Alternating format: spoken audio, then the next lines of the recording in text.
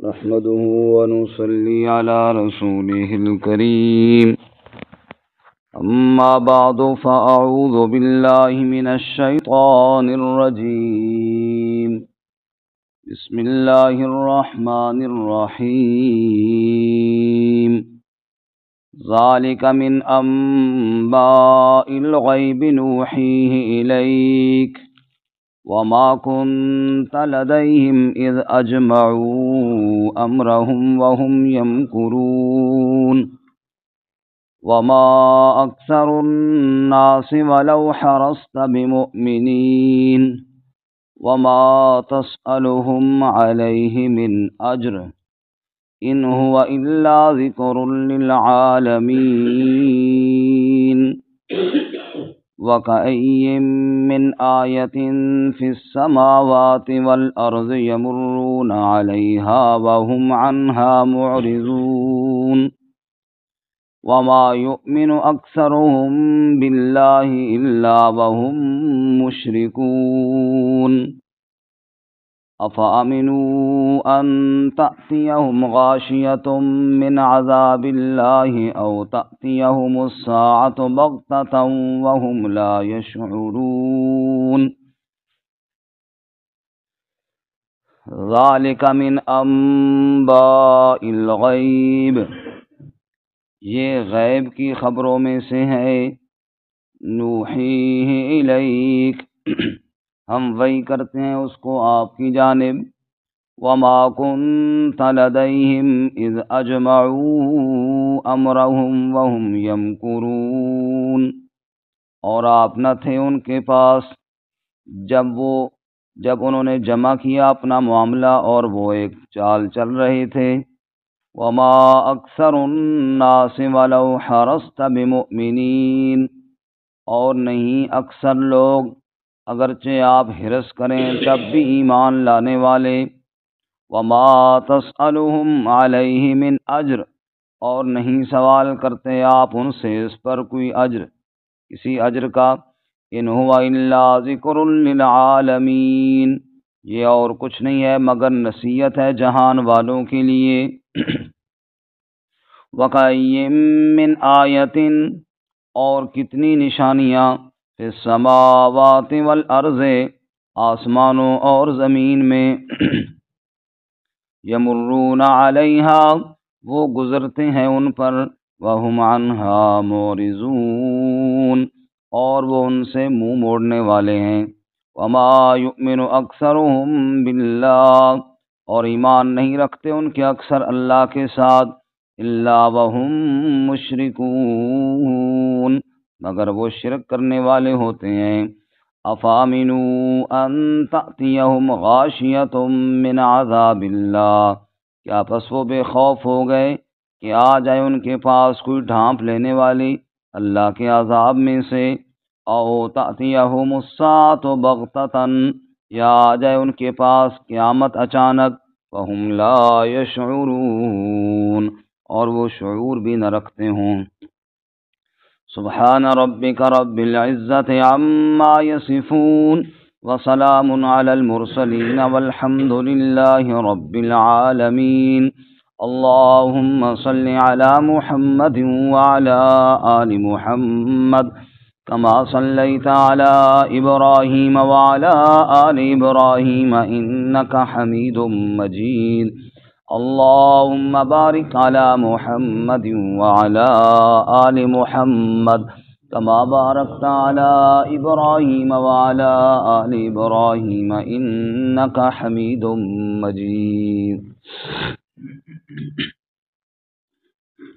معزز سامعین، سورہ یوسف آیات نمبر 102 سے لے کر 107 تک آپ کے سامنے تلاوت کی ہیں.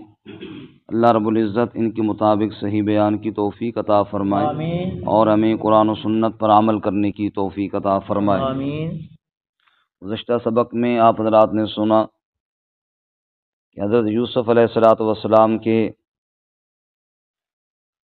والد محترم حضرت سیدنا یعقوب علیہ السلام جب اپنے پورے خاندان کے ساتھ مصر تشریف لائے، باپ بیٹا کی کئی سالوں بعد ملاقات ہوئی تو حضرت یوسف علیہ السلام نے اللہ کا شکر ادا کیا اور اللہ تعالیٰ کے سامنے دست دعا پھیلائے اور کان تولی فی الدنیا والآخرہ توفنی مسلما والحقنی بالصالحین، اے اللہ تو ہی دنیا آخرت میں میرا کارساز ہے، جب میری موت آئے تو مجھے فرما برداروں میں شامل کرنا اور مجھے نیک لوگوں کے ساتھ شامل فرما دینا۔ واقعہ مکمل ہوا۔ اس سارے واقعے کو اللہ تعالیٰ نے اپنے نبی حضرت محمد الرسول اللہ صلی اللہ علیہ وسلم کی نبوت اور رسالت کی دلیل بنایا۔ اے میرے نبی صلی اللہ علیہ وسلم، یہ کب کا واقعہ ہے؟ یوسف علیہ السلام بھی گزر گئے، یعقوب علیہ السلام گزر گئے، اور ان کے واقعات جب لوگوں نے آپ سے پوچھے تو ہم نے آپ کو وہ سارا واقعہ اسی طرح منوان بیان کر دیا۔ اس لیے یہ دلیل ہے اس بات کی کہ آپ میرے سچے نبی ہیں۔ ذالک من انباء الغیب نوحیہ الیک، یہ غیب کی خبروں میں سے ایک خبر ہے، ہم اس کو آپ کی جانب وحی کرتے ہیں۔ کیونکہ جتنے بھی گزشتہ قوموں کے واقعات تھے یہ سب غیب کی خبروں ہی میں سے تھا، اور اللہ تعالیٰ نے آپ صلی اللہ علیہ وسلم کو وحی کی ہے۔ غیب کے بارے میں یہ بات ذہن میں رہے کہ اللہ تعالیٰ اپنے انبیاء کو غیب کے کئی واقعات بتاتے ہیں، غیب کی کئی خبریں اطلاع کر دیتے ہیں۔ صرف بات اتنی ہے کہ اللہ کا علم کلی اور محیط ہے اور اس کی کوئی انتہا نہیں ہے۔ ساری کائنات کی ہر چیز کا علم تو اللہ کے پاس ہے، اس میں سے لاکھوں واقعات، سینکڑوں واقعات اللہ اپنے انبیاء کو اطلاع دے دیتے ہیں، اس کا کوئی انکار نہیں ہے۔ اور تھوڑا اگر سوچا جائے تو بات بڑی واضح سمجھ میں آتی ہے کہ دنیا کے اندر کیڑے کتنے ہیں، جانور کتنے ہیں، چرند کتنے ہیں، پرند کتنے ہیں، درندے کتنے ہیں، یہ علم ہونا بھی اللہ کو چاہیے جو رازق ہے، جس نے روزی دینی ہے۔ مخلوق کو ان تمام چیزوں کے علم کی کوئی ضرورت بھی نہیں ہے، تاہم انبیاء کے لیے جتنا علم ضروری تھا، چاہے وہ غیب کا تھا چاہے وہ موجودہ تھا، اللہ نے ان کو عطا فرمایا ہے۔ سورہ آل عمران میں ما کان اللہ لیطلعکم علی الغیب ولکن اللہ یجتبی من رسلہ من یشاء، اللہ غیب کی اطلاع کسی کو نہیں دیتا، ہاں اپنے رسولوں میں سے جس کو چاہتا ہے اطلاع دیتا ہے۔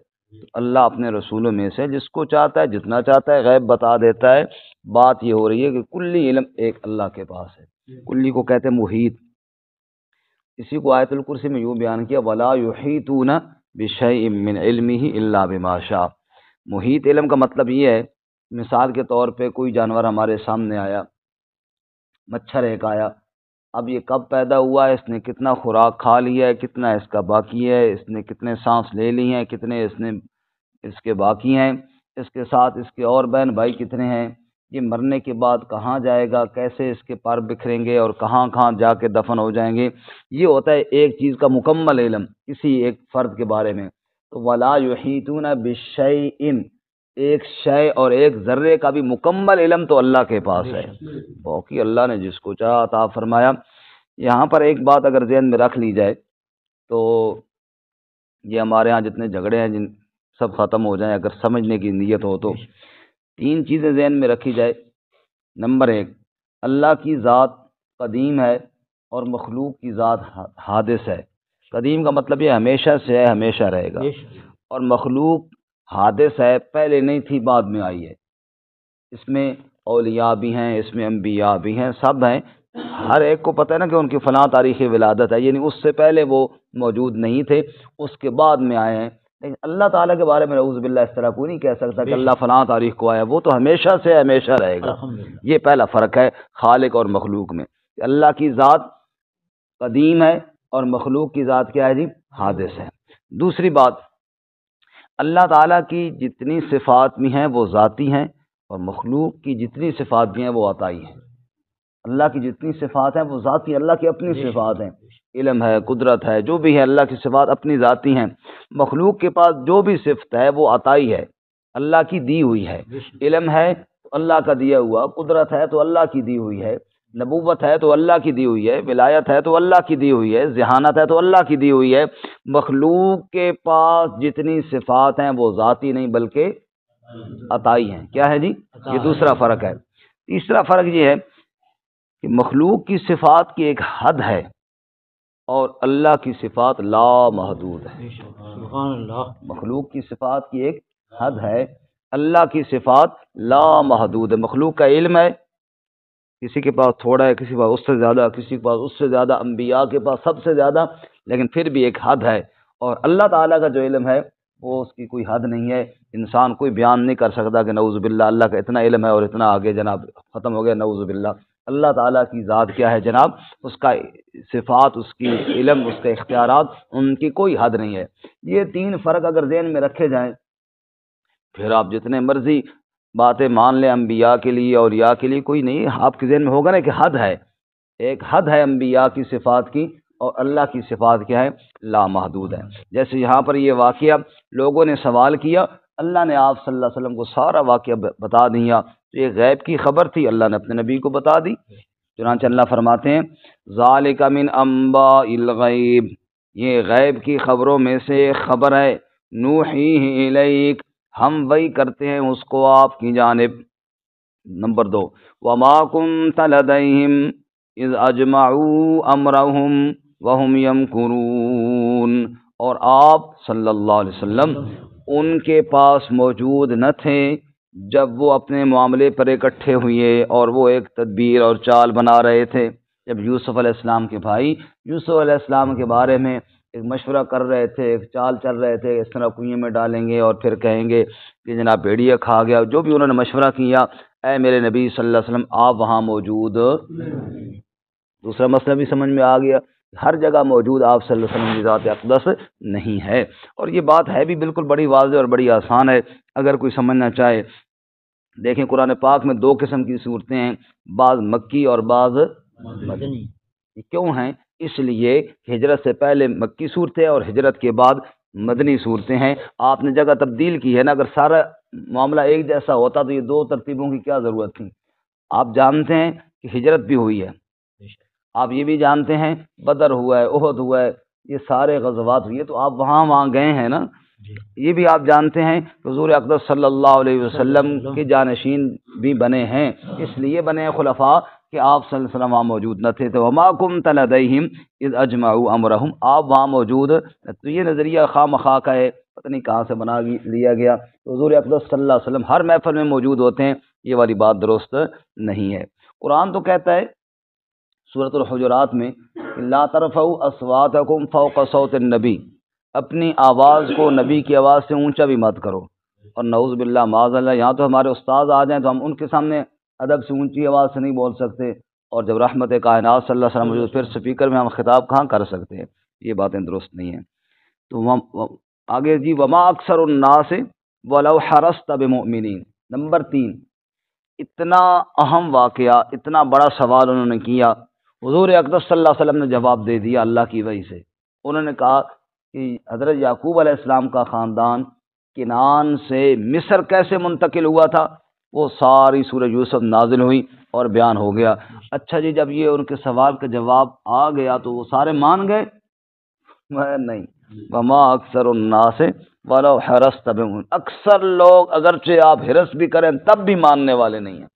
کیونکہ جو ایمان ہوتا ہے یہ تو طلب کے ساتھ ملتا ہے، علم کے ساتھ نہیں ملتا. بڑے بڑے صاحب علم جو ہوتے ہیں وہ ایسے گمراہ ہوتے ہیں، بھٹک جاتے ہیں، خود بھی گمراہ ہوتے ہیں اور آگے کئی لوگوں کو گمراہ کر دیتے ہیں. یہ جو علماء تھے نا یہود و نصارہ کے، خاص کر یہودیوں کے، جی ہاں بلم بن باورہ، وہ بھی بہت بڑا عالم تھا. ایسے کئی اور علماء بالکل عالم تھے اور جاننے والے تھے.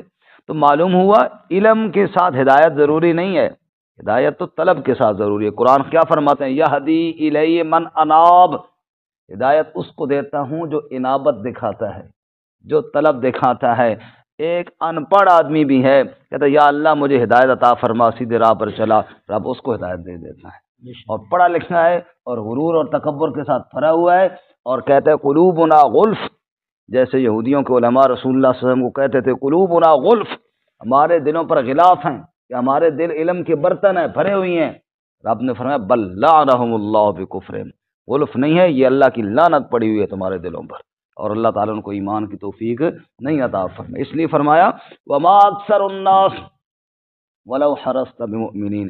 اللہ ہم سب کو اخلاص نصیب فرمائے، آمین اللہ ہمیں انابت اور طلب نصیب فرمائے۔ آمین اور آگے فرمایا وما تسألهم علیہ من اجر، کیوں نہیں مانتے آپ ان سے کوئی پیسے مانگتے ہیں، آپ ان سے کوئی اجر مانگتے ہیں، وہ بھی کوئی بات نہیں ہے، بس ضد ان کو برباد کر گئی ہے۔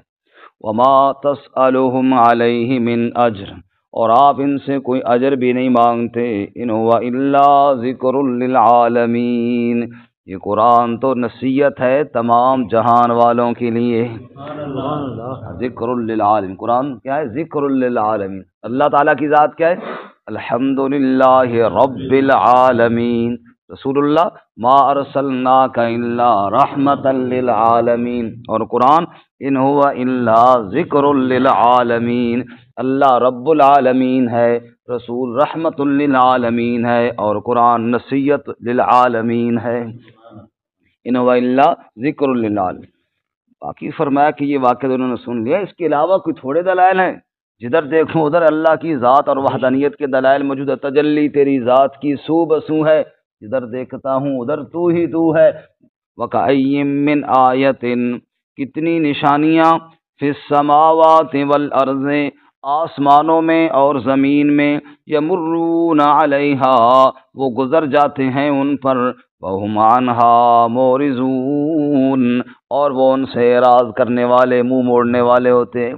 کتنی نشانیاں دیکھتے ہیں اور پھر غور نہیں کرتے، غور کریں تو ایک ایک پتے میں، ایک ایک قطرے میں، ایک ایک ذرے میں اللہ کی وحدانیت کا سبق موجود ہے۔ سبحان اللہ وما یؤمن اکثرهم باللہ، لیکن اکثر ان میں سے اللہ کی وحدانیت پر ایمان نہیں لاتے، الا وهم مشرکون، ایمان لاتے بھی ہیں تو شرک والا ایمان لاتے ہیں، ساتھ شریک بنائے پھرتے ہیں، اللہ کو مانتے بھی ہیں الا وهم مشرکون، حالانکہ اللہ کہتا ہے مجھے مانو تو وحدہ لا شریک سمجھ کر مانو، میرے ساتھ کسی کو شریک مت مانو، یہ والا ماننا اللہ قبول فرمائیں گے جو وحدہ لا شریک ہے۔ شرک والا ماننا، یہ کوئی ماننا اللہ کو جی، شرک والی بات یہ ہے کہ اللہ کو مانتے بھی ہیں لیکن ساتھ جناب صفات کے اندر اللہ کہیں ذات میں شریک، کہیں صفات میں شریک، کہیں اختیارات میں شریک، نعوذ باللہ۔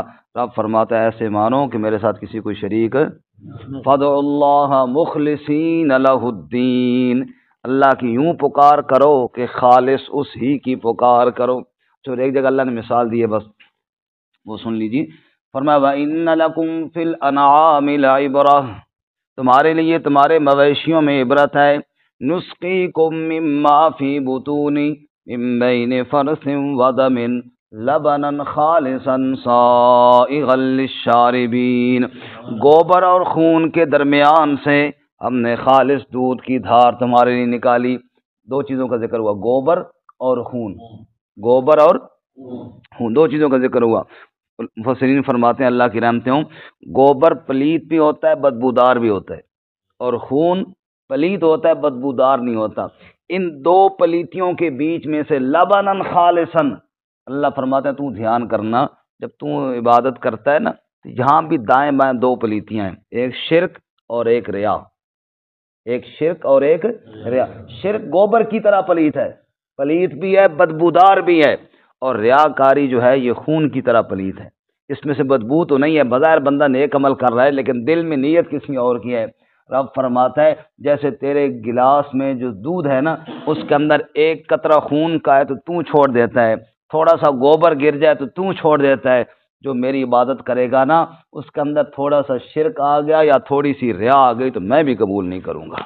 ایسی عبادت کر جیسے نتھرا ہوا خالص دودھ میں لے کر آتا ہوں، اس دودھ کی دھار کے اندر اگر میں نے خون کی ملاوٹ نہیں کی ہے تو پکار اور عبادت میں تو بھی کسی کی ملاوٹ نہ کر، خالص میری عبادت کر۔ رب فرماتا ہے وَمَا يُؤْمِنُ أَكْثَرُهُم بِاللَّهِ إِلَّا وَهُم مُشْرِكُونَ، رب کو مانتے ہیں، یہ بھی کوئی ماننا ہوا جو شرک کے ساتھ مانتے ہیں، تو پھر کب اتنے دلائل کی بات نہیں مانے تو کب مانیں گے؟ فرمایا عذاب کا انتظار کر رہے ہیں۔ أَفَأَمِنُوا أَن تَأْتِيَهُمْ غَاشِيَةٌ مِّنْ عَذَابِ اللَّهِ، کیا پس یہ بے خوف ہو گئے کہ آ جائے ان کے پاس غاشیۃ من عذاب اللہ، ایک ڈھانپ لینے والی چیز اللہ کے عذاب سے، اللہ کے عذاب کی گرفت میں آ جائیں، اس کے ڈھانپ لینے میں آ جائیں، پھر یہ مانیں گے۔ او تأتیہم الساعۃ بغتۃ، یا ان کے پاس قیامت آ جائے، اچانک آئے، پھر یہ مانیں گے۔ وہم لا یشعرون، اور انہیں احساس اور شعور نہ ہو، قیامت آ جائے، عذاب آ جائے، تب مانیں گے۔ معلوم ہوا کہ اللہ یہ فرما رہے ہیں دلائل سے مان جاؤ، ورنہ پھر بہت سخت دن آنے والا ہے، اس دن تو تمہیں ماننا ہی پڑے گا۔ اللہ تعالیٰ ہم سب کو قرآن و سنت پہ عمل کی توفیق عطا فرمائے۔